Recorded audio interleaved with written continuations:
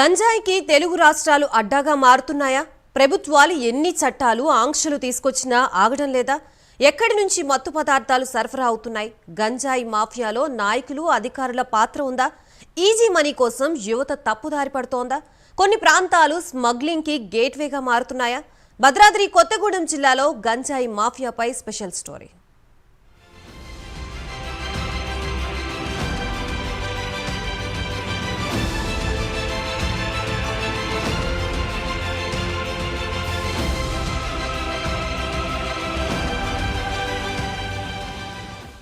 గంజాయి నిషేధిత మత్తు పదార్థం, కానీ భద్రాద్రి కొత్తగూడెం జిల్లాలో విచ్చలవిడిగా అక్రమ రవాణా జరుగుతోంది. రోజు రోజుకి కొత్త పందాలో వాటిని తరలిస్తున్నారు స్మగ్లర్లు. చివరికి అంబులెన్స్లోనూ సైతం వదలడం లేదు. వాటిలోనూ రవాణా చేస్తూ పోలీసులకు చిక్కారు. ఇటీవలే 2 వాహనాల్లో 3653 కేజీల ప్యాకెట్లని పట్టుకున్నారు. ఒకటి తెలంగాణ, మరొకటి హర్యానా రిజిస్ట్రేషన్ నెంబర్లతో వాహనాలున్నాయి. 4 నిందితుల్ని అరెస్ట్ చేసి రిమాండ్కు తరలించారు. చింతూరులో గంజాయి కొన్నట్లుగా గుర్తించారు. వీటి విలువ దాదాపు 8 కోట్లుగా ఉందని పోలీసులు తెలిపారు.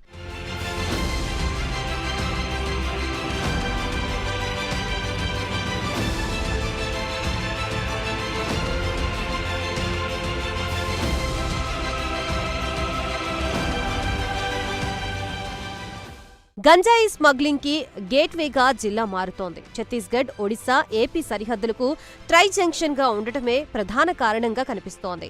ఇటీవలే పోలీసుల తనిఖీలు ముమ్మరం కావడంతో సరికొత్త మార్గాల్ని ఎంచుకుంటున్నారు స్మగ్లర్లు.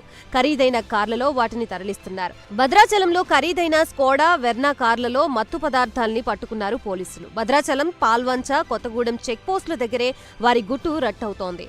గతంలో అమాయకపు ఆదివాసీ మహిళల చేత ఆర్టీసీ బస్సులు, రైళ్లలో రవాణా చేసిన సందర్భాలు ఉన్నాయి. ఏడాది జనవరి నుంచి సెప్టెంబర్ వరకు 77 కేసుల్లో 7504 కేజీల గంజాయిని పట్టుకుని 215 మందిని అరెస్ట్ చేశారు. 2014 నుంచి 2024 వరకు 232 కేసుల్లో 8927 కేజీల గంజాయి పట్టుబడగా 419 మందిని అదుపులోకి తీసుకున్నారు. అడవుల్లో మత్తు పదార్థాల్ని పండించి ఇతర ప్రాంతాలకి సరఫరా చేస్తున్నట్లుగా గుర్తించారు. డైరెక్ట్ ట్రాన్స్పోర్టేషన్ చేసినప్పుడు చాలా పడుకుంటున్నాం కాబట్టి 2023 సంవత్సరంలో 4000 కేజీస్ 4 టన్స్ పట్టుకున్నాం దాదాపు.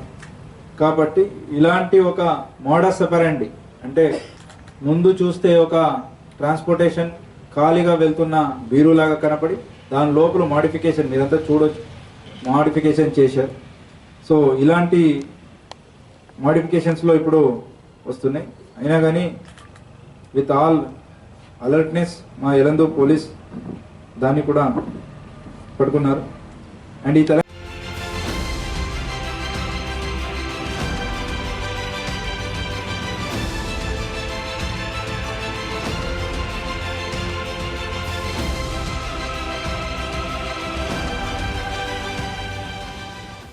ఒడిశా అడవులు గంజాయి డెన్గా మారుతోంది. అక్కడ వేల ఎకరాల్లో యథేచ్ఛగా సాగవుతోంది. ఒకప్పుడు ఏఓబి అటవీ ప్రాంతమంతా మావోయిస్టులకి కంచుకోటగా ఉండేది. ఆ తర్వాత వారంతా ఛత్తీస్గఢ్ అడవుల్లో మకాం మార్చడంతో స్మగ్లర్లు రెచ్చిపోతున్నారు. మల్కాన్గిరి, కోరాపూర్ గంజాయి క్షేత్రాలుగా మారాయి. పెద్ద నెట్వర్క్ ని ఏర్పాటు చేసుకుని ఆదివాసీల్ని కవచంగా మార్చుకుని దందా సాగిస్తున్నారు. వారికి పాలకులు, అధికారులు వత్తాసు పలుకుతున్నారన్న ప్రచారం ఉంది. అక్కడి నుంచి భద్రాచలం మీదుగా స్మగ్లింగ్ సాగుతోంది. నిందితులంతా హైదరాబాద్, బెంగళూరులో మత్తు పదార్థాల్ని విక్రయిస్తున్నట్లుగా గుర్తించారు పోలీసులు.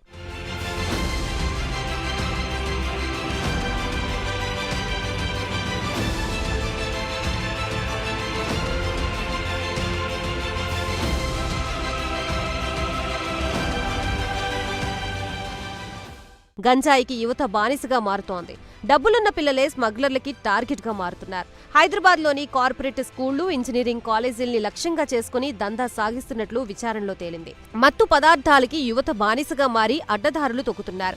గంజాయి కొనేందుకు డబ్బులు లేకపోవడంతో ఈజీ మనీ కోసం వారి గుప్పెట్లో చిక్కుకుంటున్న సందర్భాలు కూడా ఉన్నాయి.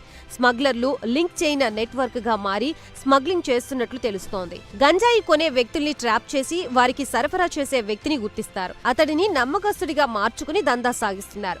కొరియర్ వ్యక్తికి సరుకు అందించే రెండో వ్యక్తి దాన్ని స్టోర్ చేస్తూ ఉంటారు. ఆ వ్యక్తికి స్టాక్ అందించే పనిలో 3వ బ్యాచ్ ఉంటుంది. ఇలా వేల కోట్ల టర్నోవర్ జరుగుతోందని పోలీసులు విచారణలో గుర్తించారు. ప్రభుత్వం గాంజాయి, డ్రగ్స్ లాంటి పదార్థాల అక్రమ రవాణాకు అరికట్టడానికి ప్రత్యేక చర్యలు చేపడుతుంది. ఇందులో భాగంగానే నిషేధిత గాంజాయిని అక్రమంగా రవాణా చేసి వారిపై ఉక్కువాదం చూపడం జరుగుతుంది. స్కూళ్ళు, కళాశాలల్లో కూడా చదివే పిల్లలు మత్తు పదార్థాలకు అలవాటయ్యే తమ అమూల్యమైన భవిష్యత్తును నాశనం చేసుకుంటున్నారు. జిల్లాలో కూడా యువత మత్తు పదార్థాలను వినియోగించే ప్రదేశాలను గుర్తించడం జరిగింది. 2024 మన ప్రైమరీ నక్సల్ వాద ఒకటే తరపు అయితే యాంటీ నార్కోటిక్స్ ఎన్ఫోర్స్మెంట్ కూడా చాలా సీరియస్గా తీసుకుంటున్నాము.